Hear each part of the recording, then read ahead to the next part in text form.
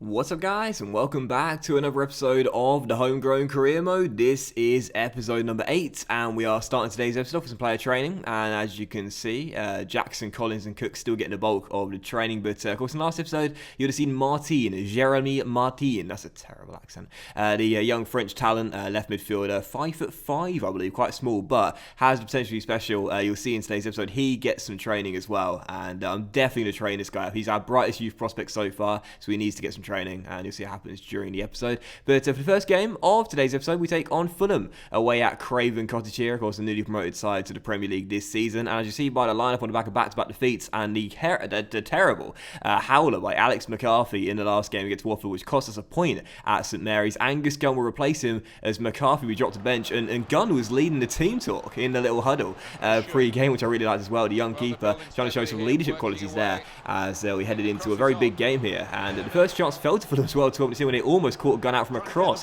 which hit the top of the crossbar and went behind for a goal because it was still goalless. But on the stroke of half time, Stephen Davis, back in the team, the captain, went in for a challenge of Alfie Mawson, managed to win the 50 battle, found Nathan Redmond, who gave it back to him, and Stephen Davis scores his first goal of the season as the skipper, back in the starting 11, makes it 1-0 and fires us in front just before the break. Not too sure about the worm for the celebration, but regardless, a lovely finish and a great sort of show of hustle by Stephen Davis. Really good battle there in the 50-50 for Alfie Mawson, beat him to the ball, and continued a storming run into the area after rolling off to Nathan Redmond. He gave it back, and the skipper puts us in front and makes it 1-0. So we can't rely on Davis forever, he's no spring chicken, but the captain rescuing us there in the first half, making sure we were going to the break leading by a goal after a terrible first 45 minutes. So 1-0 up, but in the second half, 10 minutes after the restart, it should have been 2-0 up. Nathan Redmond broke clear, went through 1-1 with the goalkeeper, had a great chance to make it 2-0, step over and came inside, but his shot was well saved with the goalkeeper and eventually cleared into touch as it was still 1-0.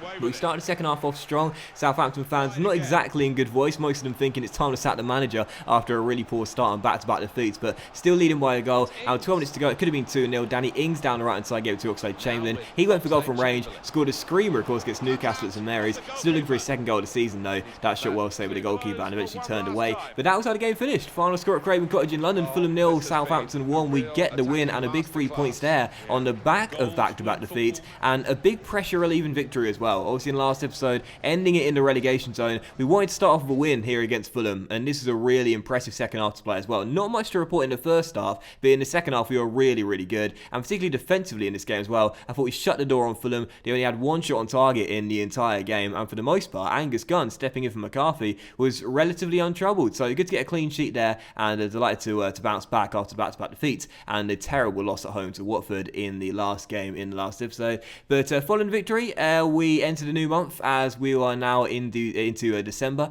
and we had another batch of youth players here that were scouted by our scouts based in France, Belgium and England. I always say that. I always tell you where they're based, but you see where they're based and you know where they're based. But France, Belgium, England, regardless, we had a new batch of scouting, but as you can see, no players made it into our academy this time, so no good talents reported. But look at the academy, and as you can see, we released even a couple of players from our academy here. It's still looking pretty decent. There are still some players that look really good, none better than Thomas Blondau.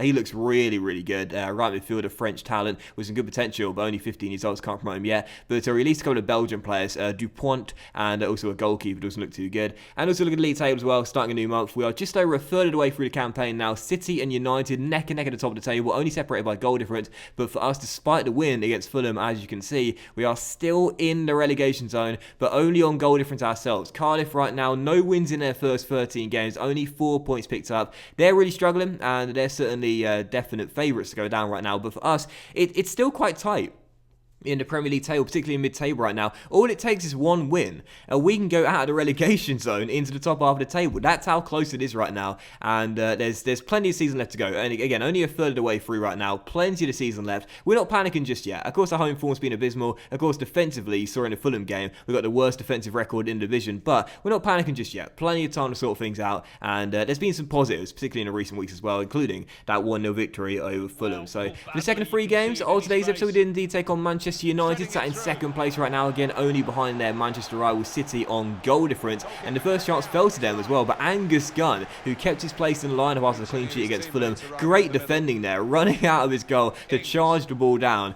and make a clean challenge and keep the score scoreless. And the 23rd minute, how about this? Nathan Redmond taken down by Eric Bailly from behind, and the defender had absolutely no complaints about this one as well. He got a booking for his troubles as well, and as Redmond was sent clear here, I tried to stop the ball in turn, but I'm really pleased that Bailly went to the ground, because otherwise I would have ran straight into him. Bailly takes him down from behind, definite penalty, wins the man before he wins the ball, so certain contact there, and a chance for Southampton to take the lead here against Manchester United, a title rival for City, to go in front. Alex Oxlade-Chamberlain would stand up and take it right back for the season, only one goal so far. I was really nervous taking this penalty. I went to De Gea's left, and as you can see, De Gea went the right way, but didn't need to make contact with the ball because the Ox fired it wide the post, and the former Liverpool man could not hit the target. You see the fans behind the goal, they weren't confident, and I'll tell you this, when I was taking the penalty, I was basically shaking. I thought this is the biggest and the best chance we'll get to get a goal and possibly get a win here against Manchester United, and I totally blew it, totally choked, wide the post, still 0-0. Chong then headed that across over the bar as it was still goalless. United tried to end the first half off strong, but I felt we played better in the first half, and just before the break had yet another chance to take the lead. Alex Oxlade-Chamberlain down the right side trying to make amends with a lovely cross in the middle. What a ball by the Ox, and Danny Ings, free volley on the penalty spot there, no one in sight, completely unmarked, blazed it way over the bar. So missed opportunities in the first half. Oxlade-Chamberlain, Ings really should have hit the target with those two chances there, but as you can see at the break it was still 0-0, but I thought we had played better and looked a more threatening side. But in the second half there was a half of very few chances here, not much being created, and how about this with 6 minutes to go?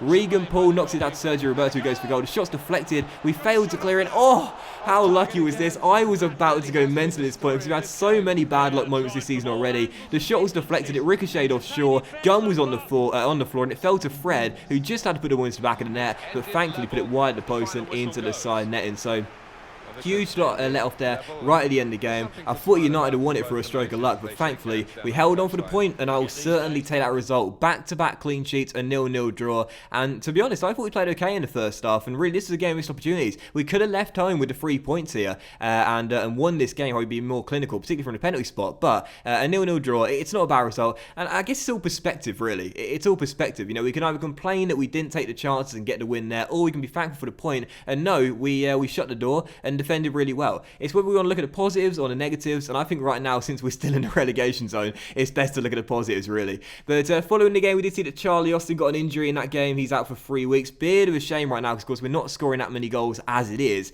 and to be without Charlie Austin, our highest rated striker, that's a bit of a concern. He's only scored 3 goals of the season though, so it's not like he's been banging the goals in, but either way, still a shame to get an injury, and not good news there. And for the third and final game of today's episode, we take on Spurs here away from home at the new look Tottenham Hotspur Stadium, and I've got to say, EA have done a great job with the stadium in the game. It looks absolutely glorious, lovely stadium. And of course last year Spurs will play at Wembley in Korea, as they did in real life. They started the season off playing at Wembley, but they're due to move back into due to move in to the new stadium very soon. The stadium looks fantastic, and I'm really looking forward to watching some Spurs games this year when they open the new stadium and start playing the new ground.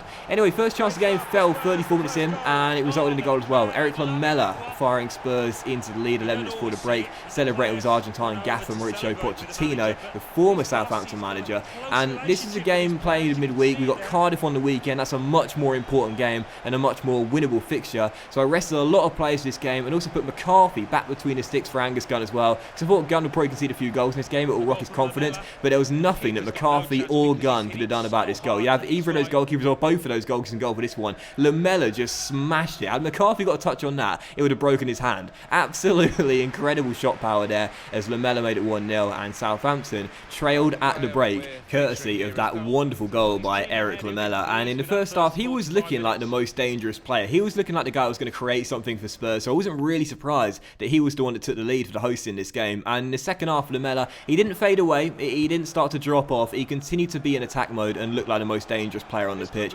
63 minutes in, Son found Dele Alli, and as Ali found Harry Kane, he let it run across his body and keep hold of the ball for playing a lovely through ball through to Lamela. Lamela, who bagged his second goal of the game with 25 minutes remaining on the clock, but thankfully it was disallowed for offside, and correctly so. So Lamela robbed of his second goal, but a Lionos flag with the correct decision, and really we hadn't done much in this game. With a weakened lineup, it wasn't a real surprise, but in the final 15 minutes we really went for it, played with no fear and looked for an equalising goal, and we almost got it as well. Nathan Dyer smacking a shot off the near post as Spurs escaped, and it was still 1-0. And we had another chance as well just before the final whistle. Obafemi to Nathan Dyer. He was our most threatening player in this game. Nathan Dyer finding Collins through to Jeremy Martin, the 16-year-old off the bench. Lovely piece of skill, great cross to centre, and Obafemi's header off target and behind for a goal kick, and that was how the game finished. Back-to-back games where we failed to score, but only one goal conceded in our last three. Not too bad, considering we've taken on Spurs away and United at home as well, for a team that have been defending horribly this season. It is a loss, it is no points, but to be honest, we expect to lose this game, especially in midweek with a weakened side out there.